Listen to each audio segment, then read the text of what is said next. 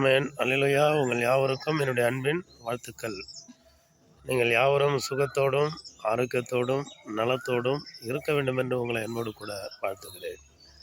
இன்றைய நாளிலும் நம்முடைய பரிசுத்த வேதாகம புஸ்தகத்தில் சங்கீதம் 145 14வது வசனம். கர்த்தர் விழுகிற யாவரையும் தாங்கி மடங்கடிக்கப்பட்ட யாவரையும் தூக்கி விடுகிறார் என்று எழுதப்பட்டிருக்கிறது. பாருங்க, விழுகிற யாவரையும் எப்போ ஜனங்கள் விழுந்து போவாங்க? பொருளாதார சூழ்நிலையாக இருந்தாலும் சரி, சரீரத்தில் பலவிதமான நோய்கள் பிரச்சனைகள், தன்னால் எந்த ஒரு காரியத்தையும் செய்ய இயலவில்லை, முடியவில்லை, மனம் சோர்ந்து போகிறது, பலவீனம் அடைந்து போகிறது.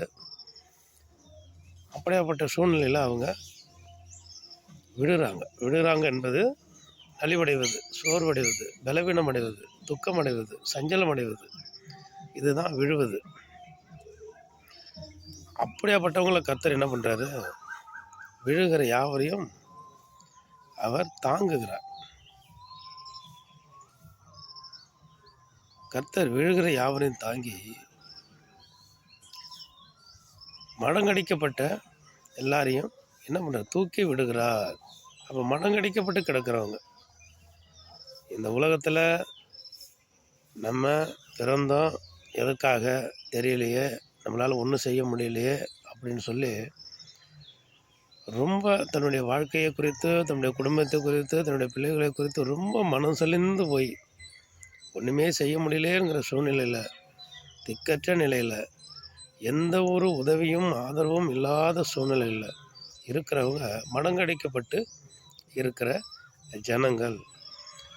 ஆண்டவர் என்ன பண்ணுறாரு? அவங்களாம் வசதி வாய்ப்பு பணக்காரவங்க, அவங்கள தான் ஆண்டவர் என்ன பண்ணுறாரு? ஆசீர்வதிப்பாங்க அப்படின்னு நிறைய பேர் நினைக்கிறாங்க. அப்படி இல்லை.